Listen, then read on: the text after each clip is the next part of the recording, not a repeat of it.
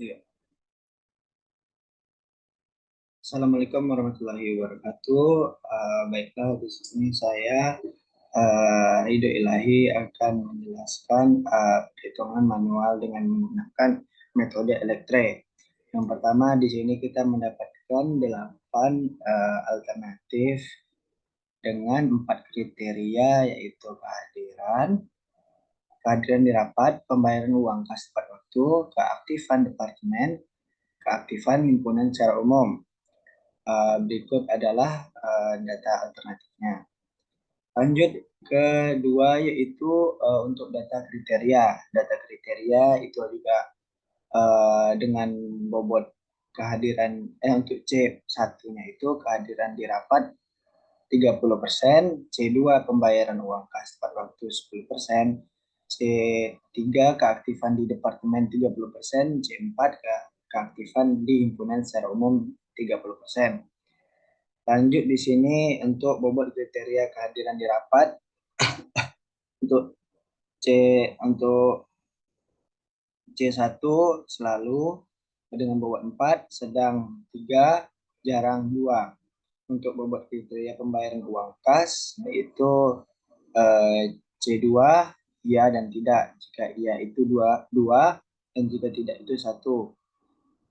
Untuk bobot kriteria keaktifan di departemen itu tuh ada C3 selalu aktif dengan bobot 5, aktif dengan bobot 4, kurang aktif dengan bobot 3, dan tidak aktif dengan bobot 1.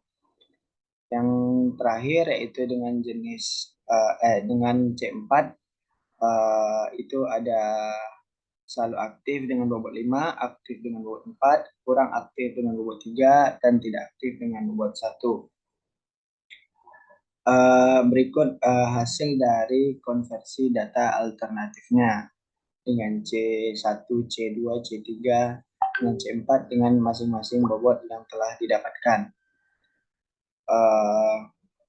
Untuk normalisasi matriks di sini kita untuk C1 sendiri untuk kehadiran rapat, maka kita dapat hitung untuk mutlak X1-nya dengan cara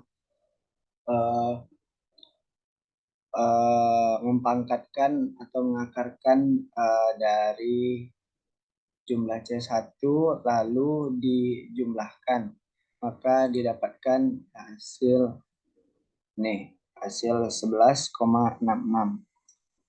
Untuk di bawahnya itu R1 sampai R18 tinggal dibagi dengan mutlak X1-nya, itu misalnya di sini ada 4, 4, 3, maka 4, 4, 3 dibagi dengan mutlak X1-nya, maka didapatkan hasil seperti ini.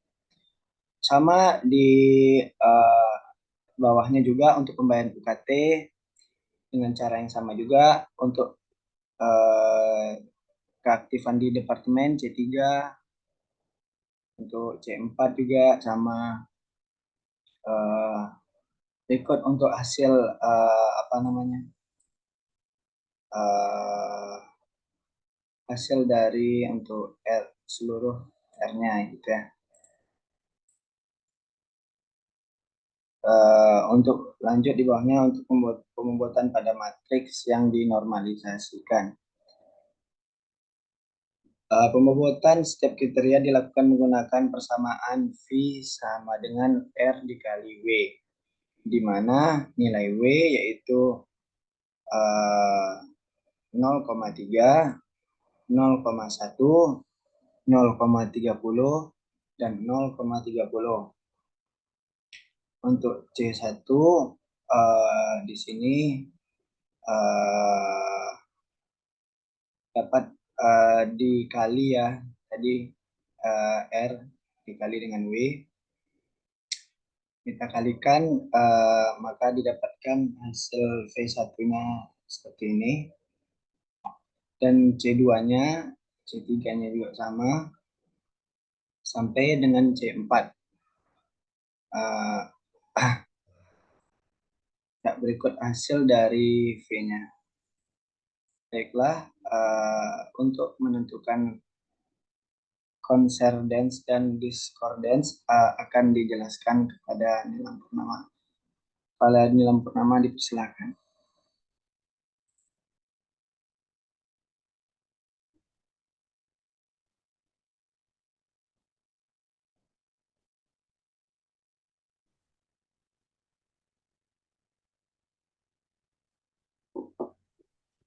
Baik, terima kasih. Selanjutnya, menentukan nilai concordance dan discordance. Nah, di sini sebelum kita masuk ke tabelnya itu, untuk nilai 1 itu merupakan nilai concordance dan 0 itu merupakan nilai discordance. Nah, untuk menentukan nilai 1 dan 0 ini, kita menggunakan rumus jika F114 itu merupakan nilai pertama dari V ini, yang ini. Apabila ia lebih besar sama dengan F115 ini, jadi maka nilainya 1. Terus selanjutnya ini C13. Rumusnya itu jika F114 lebih besar sama dengan 116 itu sama dengan 1. Itu tuh 13 itu berarti gini. Ini merupakan baris pertama, ini baris kedua, ini baris ketiga. Tadi karena itu 1 dan C13, jadinya itu ini dibanding dengan ini. Nah, setelah mendapatkan konsorden dan disordensnya ini, maka jadi kita tuh memisahkannya tuh dengan cara yang satu itu tadi nilai konsordens dan 0 tadi disordens.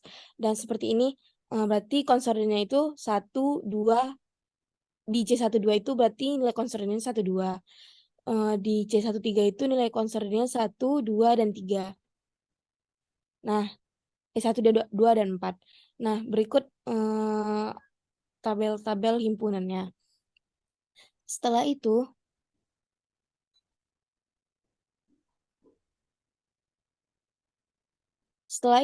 setelah mendapatkan nilai konsorden dan disordensnya itu,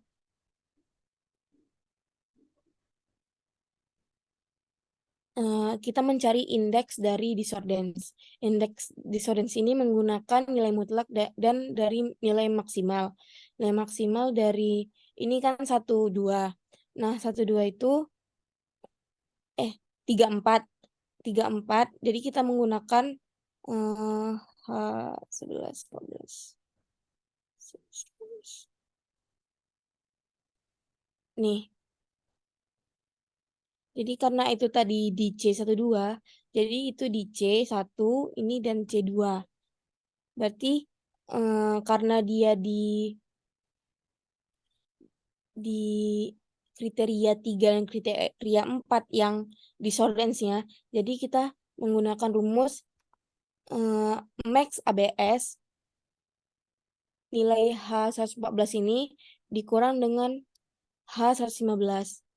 Lalu dikurangi dengan sigma ABS tadi. Nah, setelah itu mencari matriks concordance. Mencari matriks concordance ini, mencari indeks concordance ini kita cuma menjumlahkan dari 0,30 tambah 0,10 tambah 0,0,0 jadinya 0,40. Jadi begitu pula selanjutnya dengan indeks concordance yang lainnya. Setelah itu kita membuat matriks dan matriks ini matriks 1, 1, 2, 2, 3, 3, 4, 4, 5, 5, 6, 6, 7, 7, 8, 8 itu di strip, dikosongkan. Nah, selanjutnya nilai yang ini 1, 2 kita masukkan nilai yang ini. Ini 1, 3 kita masukkan nilai C13 yang ini. Begitu pula selanjutnya. Sama juga seperti matrik concordance tadi, matrik discordance itu sama gini. C12 itu nilainya 1, dimasukkan di sini. C13 itu nilainya 0,864. Nah, begitu juga selanjutnya. Setelah itu, kita jumlahkan indeks konsorden dan indeks discordance masing-masing tadi. Nah, jumlahkan total keseluruhan dari indeks discordance. Ini jumlahnya. Sedangkan indeks dari konsordance tadi, ini jumlahnya. Setelah itu, untuk menghitung matriks dominan konsorden dan discordance, kita harus menentukan rata-rata dari penjumlahan total konsordance dibagi dengan data alternatif dikurang data alternatif kurang 1. Karena data alternatif kita tadi sebelumnya 8, jadi kita menggunakan di sini 8. Jadi C sama dengan kita ini menggunakan L314 itu dibagi 8 dikali 8 kurang 1, maka dapatlah hasil ini. Setelah itu, kita membuat matriks. Apabila L258 itu ini. Apabila ini si hasil dari indeks konsordans tadi itu lebih sama dengan nilai C ini, maka hasilnya 1. Kalau misalnya dia kurang dari nilai C ini, hasilnya 0. Nah, jadi inilah hasil dari pencarian F. Setelah itu kita menghitung matriks dominan disordance. Nah, sama seperti yang mencari matriks dominan konsordans tadi, itu menggunakan total dari penjumlahan indeks discordance dibagi keseluruhan data alternatif dikali data alternatif kurang 1. Begitu juga rumus untuk pembuatan matriks tersebut. Nah, dapatlah G-nya. Setelah itu, untuk menentukan aggregate dominant matrix, kita menggunakan rumus EKL sama dengan F kali G. Jadi, E ini didapatkan apabila si F, ini misalnya F12 dikali dengan F12 dikali dengan G12. Maka hasilnya kan ini di F12 itu nilainya 0, di G12 itu 0. Jika apabila dikalikan dengan 0, maka hasilnya 0. Nah, beginilah hasil dari pencarian EKL ini. Setelah itu dibuatlah matriks dari EKL ini. Nah, inilah matriks yang sudah terbuat. Nah, selanjutnya setelah itu kita mencari alternatif CKL, DKL, E, dan perankingan. Nah, karena tadi data alternatif kita ada 8, kita buatlah dari alternatif itu A1 sampai A8. Nah, setelah itu kita masukkan beberapa nilai CKL yang telah kita cari tadi. Setelah itu, kita letak di sini nilai DKL yang sudah kita cari juga tadi. Jadi, untuk mendapatkan hasil yang ini, kita menggunakan rumus 0,4 CKL dikurang DKL. Jadi hasilnya ini. Begitu juga untuk di bawahnya. Setelah itu, untuk mencari nilai E ini merupakan hasil penjumlahan dari hasil kurang dari CKL dan DKL. Seperti ini yang di rumus ini, F443 ini min 0,60 ditambah min 0,16 ditambah min 0,30 ditambah 1 ditambah min 0,60 ditambah min 0,16 ditambah min 0,16. Nah, maka hasilnya ini. Setelah itu begitu juga selanjutnya. Setelah mendapatkan nilai E, tinggal kita mencari perankingan. Ranking ini menggunakan rumus rank G443, G443, G492, 0. Nah, setelah mendapatkan ranking, maka hasilnya yang kita dapatkan itu yang ranking 1 itu A2 dan A6. A2 dan A6 itu merupakan nama pengurusnya itu yang A2 itu Ferdi Hasan, yang A6 itu Nabila Alia Firana. Nah, mungkin itu saja yang dapat kami sampaikan. Lebih dan kurang kami mohon maaf. Wabillahi taufiq wal hidayah. Wassalamualaikum warahmatullahi wabarakatuh.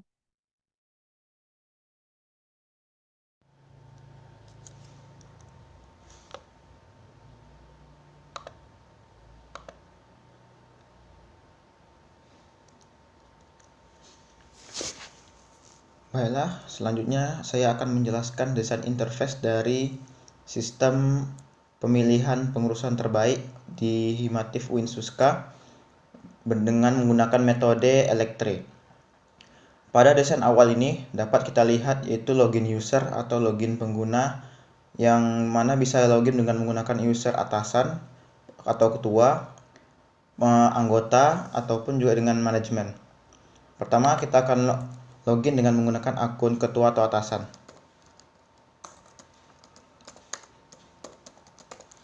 Kita pencet login. Oke. Selanjutnya pada menu dashboard akan menampilkan menu-menu seperti home, kriteria, skala, dasar, nilai awal, perbandingan, serta laporan. Dapat dilihat dari menu home ini terdapat grafik usulan yang menampilkan jumlah nilai sepersekian serta menampilkan nilai alternatif.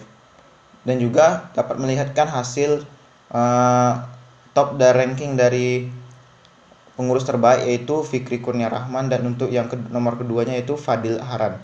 Dapat dilihat dari nilai preferensi ini digunakan untuk menghitung bobot nilai dari kriteria dan bobot yang ditetapkan, seperti kehadiran di rapat, pembayaran uang kas tepat waktu, keaktifan departemen, dan keaktifan di himpunan secara umum.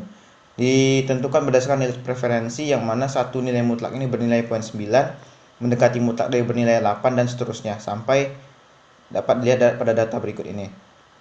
Kemudian skor alternatif dan hasil. Untuk tabel ini menampilkan jumlah anggotanya itu sebanyak 8 orang dengan nama-namanya masing-masing.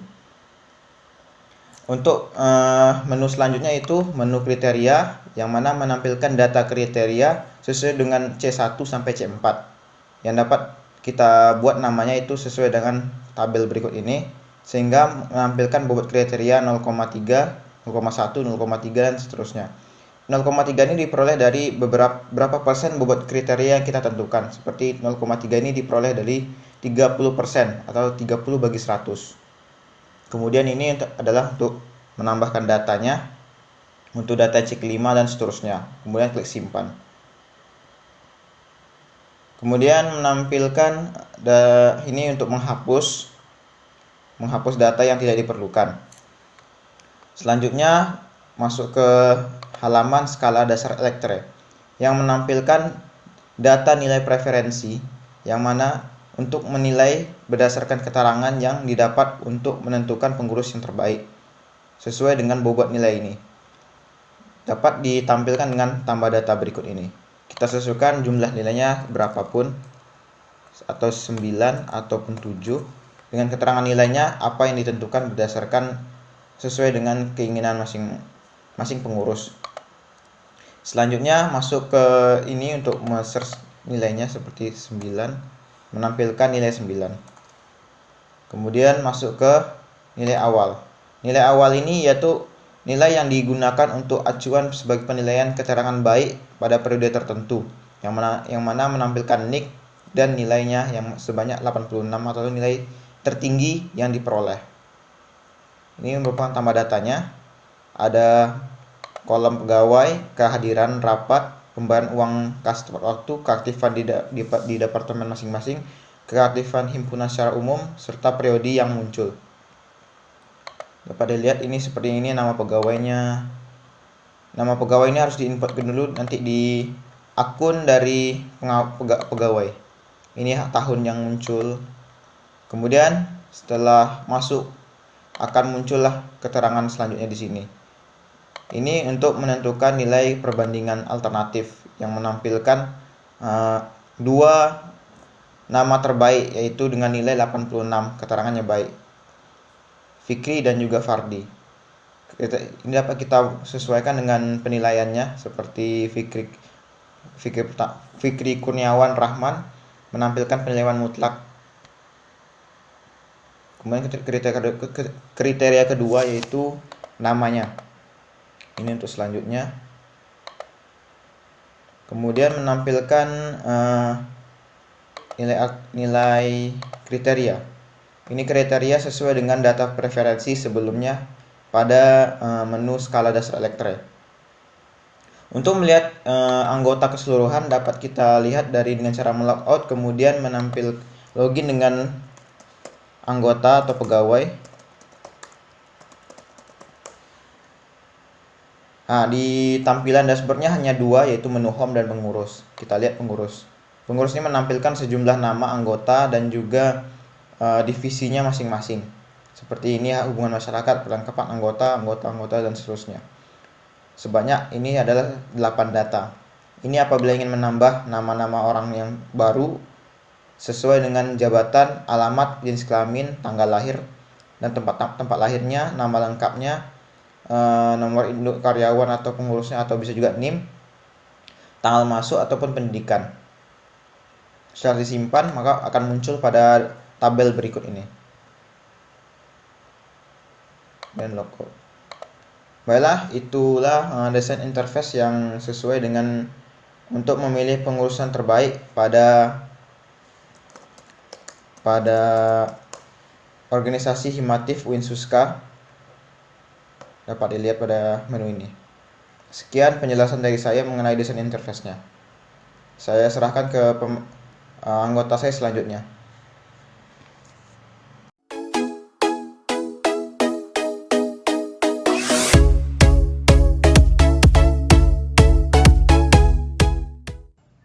Assalamualaikum warahmatullahi wabarakatuh. Perkenalkan, kami dari kelompok 3 yang mengangkat studi kasus yang berjudul Sistem Pendukung Keputusan untuk Rekomendasi Pemilihan Pengurus Terbaik Himatif di UIN Suskarial menggunakan metode elektre.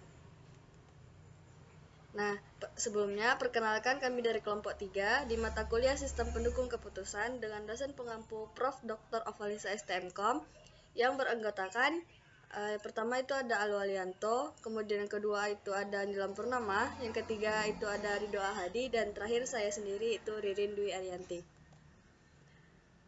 Nah, kita masuk ke awal, itu ada abstrak. Penelitian ini bertujuan untuk mengembangkan sebuah sistem pendukung keputusan yang dapat merekomendasikan pemilihan pengurus terbaik untuk himpunan mahasiswa teknik informatika di UIN Suskarial. Metode yang digunakan dalam sistem ini adalah elektre atau Elimination at Cost Translating Reality, yang merupakan metode yang dapat mengatasi beberapa kriteria yang bersifat kualitatif dan kuantitatif. Sistem pendukung keputusan ini dirancang untuk membantu pemilihan pengurus himatif dalam mengambil keputusan yang tepat berdasarkan kriteria-kriteria yang telah ditentukan sebelumnya. Kriteria tersebut meliputi kehadiran pada rapat, pembayaran uang kas tepat waktu, keaktifan di departemen, dan keaktifan di himpunan secara umum. Lanjut ke latar belakang. Himatif diharapkan menjadi wadah aspirasi dan pelayanan bagi mahasiswa program studi teknik informatika di UIN Suskarial. Salah satu kegiatan bulanan yang dilakukan oleh Himatif adalah pemilihan pengurus terbaik untuk organisasi tersebut. Pemilihan pengurus terbaik harus mempertimbangkan beberapa kriteria seperti kehadiran rapat, pembayaran uang kas tepat waktu, keaktifan di departemen, dan keaktifan di himpunan secara umum. Nah, untuk membantu dalam pengambilan keputusan tersebut, maka digunakanlah sistem pendukung keputusan atau SPK dengan metode elektre. Perumusan masalah. Proses pemilihan pengurus himatif yang efektif dan efisien sangat penting untuk memastikan keberlanjutan dan kualitas organisasi. Dengan menggunakan sistem pendukung keputusan, proses pemilihan dapat disederhanakan, waktu yang diperlukan dapat dikurangi, dan keputusan yang dihasilkan dapat lebih tepat dan berdasarkan analisis yang komprehensif. Lanjut ke batasan masalah. Batasan masalah di sini ada 3, yaitu yang pertama, kriteria yang dituangkan dalam laporan ini sesuai dengan kriteria pemilihan yang telah ditetapkan oleh himatif atau himpunan itu sendiri. Yang kedua, sistem hanya merekomendasikan pengurus terbaik sesuai dengan kriteria yang telah ditentukan sebelumnya dan keputusan tetap berada pada naungan pengurus inti himpunan teknik informatika atau himatif. Yang ketiga, sistem ini dapat diterapkan dalam konteks pemilihan pengurus organisasi lainnya jika kriteria yang sama. Nah, di sini ada metodologi penelitian. Di dalam metodologi penelitian, kami ada 3 metode. Yang pertama itu ada teknik pengumpulan data. Nah, di dalam teknik pengumpulan data itu kami melakukan observasi dan wawancara. Kemudian ada studi literatur, yang mana kami mengolah data yang telah didapat berdasarkan observasi dan wawancara. Kemudian itu ada penerapan metode Elektre. Di penerapan metode Elektre ini kami melakukan pemilihan metode dengan referensi jurnal dan kasus yang hampir mirip dengan studi kasus yang kami ambil. Nah, lanjut ke hasil perhitungan dan interface sistem. Nah, untuk yang pertama itu ada hasil perhitungan yang akan dijelaskan oleh Nilam Purnama dan Ridho Ahadi. Kepada mereka dipersilahkan. Terima kasih kepada Nilam Purnama dan Ridho Ahadi yang telah menjelaskan hasil perhitungannya. Kemudian kita lanjut ke interface system yang akan dijelaskan oleh Alwalianto. Kepadanya dipersilahkan. Terima kasih kami sampaikan kepada Alwalianto yang telah menjelaskan tentang interface system. Selanjutnya kita masuk pada kesimpulan. Kesimpulan yang kami angkat itu ada 3. Yaitu yang pertama, dalam laporan ini telah dirancang sebuah sistem pendukung keputusan berbasis metode Elektre untuk memvalidasi pemilihan pengurus terbaik hikmatif.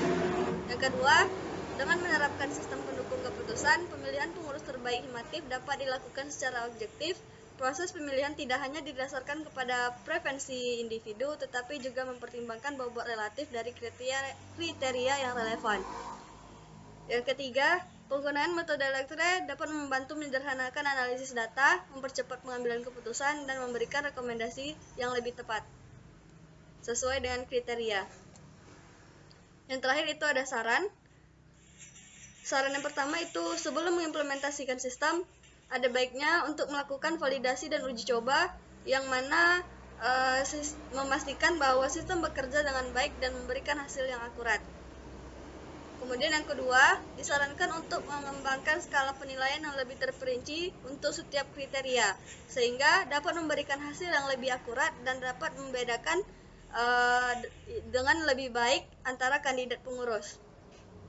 Yang ketiga, kriteria yang digunakan dalam sistem pendukung keputusan dapat berubah seiring waktu.